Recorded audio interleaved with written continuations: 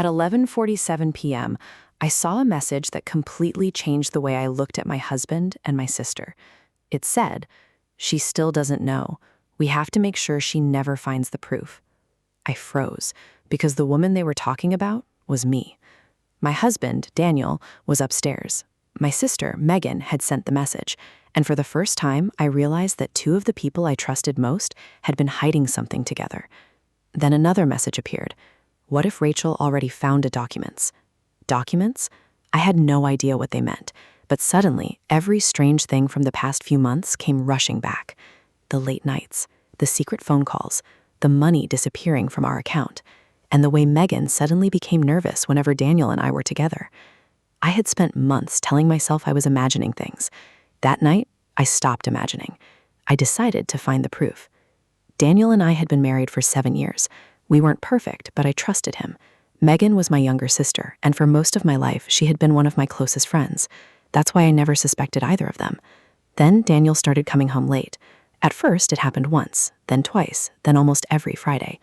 One evening, he walked through the door nearly 2 hours late. "Everything okay?" I asked. "Yeah, work ran late." "What kind of meeting lasts until 10 at night?" He looked at me. "Client issue." Then he kissed me and walked upstairs. Something about his answer bothered me, but I let it go. A few days later, Megan came over for dinner. She was unusually quiet. Daniel asked her, "You okay?" She glanced at him, then at me. "I'm fine." Later, I heard voices in the hallway. Daniel whispered, "You promised she wouldn't find out." Megan answered, "I know." My heart started pounding. Then the floor creaked. They stopped talking. Daniel appeared. "What are you doing?" "Getting water," I said. He smiled, but it didn't feel like a normal smile anymore. A week later, I checked our joint bank account. There was a charge for $1,850. The description said, Northfield Storage. I asked Daniel about it. "It's for work." "What are you storing?" "Some documents and equipment." He said it casually, but 2 weeks later, another payment appeared, $1,200, then another, $900.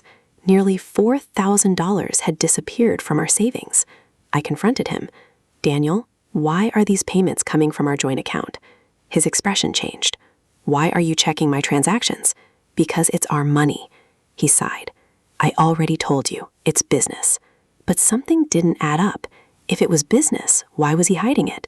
And why was Megan acting strange? I decided not to ask her, not yet. I needed proof before I accused anyone.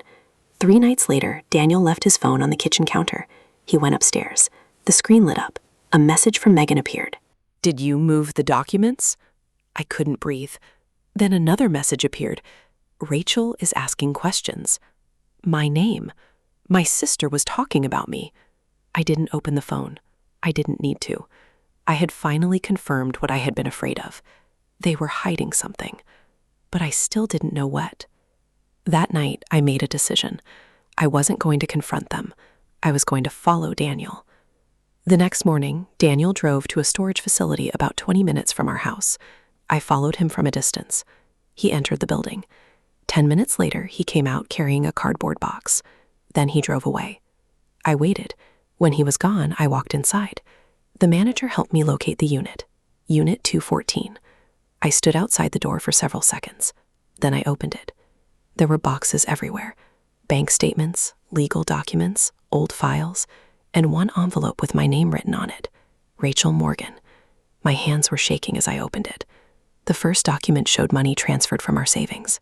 The money had gone directly to Megan. Then I found a letter from a lawyer. Megan had been struggling financially. Daniel had secretly been helping her. But there was more. He had used our joint savings without telling me. Then I found a property document, my father's old house, the house he had left to me. Daniel had tried to use it as collateral for another loan, without my knowledge, without my permission. And then I found the note that broke my heart. It said, "Rachel can never know." I wanted to go home and demand answers. I wanted to call Megan. I wanted to ask Daniel how he could do this to me. But I didn't. Instead, I photographed every document. I copied the bank statements. And the next morning, I met with an attorney. She studied everything carefully. Then she looked at me. "Rachel, don't confront them yet." Why? Because we need to know exactly what they signed. That sentence changed everything. I realized this wasn't about getting revenge. It was about protecting myself. So I stayed quiet. Daniel came home that evening as if nothing had happened. He kissed me. He asked what we were having for dinner. And I smiled, because he didn't know that I already knew. 2 days later, my attorney called. "Rachel, there's another document." She sent it to me. I opened it. It showed that Daniel had attempted to transfer partial control of my father's property to a company connected to one of his business partners. Then I saw the company address. It was connected to Megan's former business. My stomach dropped. This wasn't simply about Daniel helping my sister. There was a much bigger financial arrangement behind it. They had both made decisions involving my money and my property, and neither had planned to tell me. That evening, Daniel came home smiling. "Everything okay?" he asked. I looked directly at him. "Everything is fine," he smiled back. He had no idea that his entire secret was about to collapse. 2 weeks later, I asked Daniel and Megan to meet me. They sat across from me at the kitchen table. I placed a folder between us. Daniel looked confused. "What's that?" "Everything." He opened it. The bank statements, the property documents, the lawyer's letter. His face slowly changed. Megan started crying. Daniel looked at me. "Rachel, I can explain." I nodded. "Then explain." He said he was only trying to help Megan. He said he planned to pay the money back. He said the property arrangement was temporary. He said he never wanted to hurt me. I listened quietly. Then I asked one question. "Why didn't you tell me?" Daniel stared at the table. He had no answer. Megan finally whispered, "We were scared." I looked at her. "You were scared of me?" She shook her head. "We were scared you'd never forgive us." I looked down at the documents. "You didn't even give me the chance." The room went silent. I hadn't screamed. I hadn't threatened anyone. I didn't need to. My attorney had already taken steps to protect the property. The unauthorized financial transfers were being reviewed. Daniel could no longer make decisions involving my property without my knowledge. The secret they had spent months protecting was gone, and the consequences were real. Daniel and I separated, not because of one mistake, because of months of lies. Megan and I stopped speaking for a long time. 6 months later, she called. She apologized. There were no excuses, no blaming Daniel, no request for forgiveness. Just an apology. I accepted it. But I didn't give her the same place in my life again, because forgiveness doesn't mean pretending nothing happened. Months later, I stood inside my father's old house alone. I looked around and realized something. The house hadn't changed. I had. For years, I thought trusting someone meant believing everything they told me.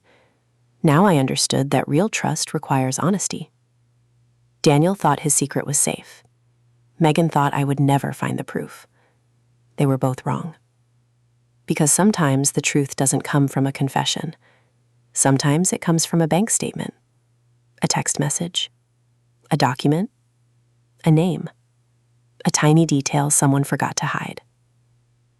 And sometimes the proof is sitting right in front of you. You just have to stop ignoring what your heart has been trying to tell you. Because the biggest betrayal isn't always the secret itself. It's realizing how long the people you trusted were willing to hide it from you.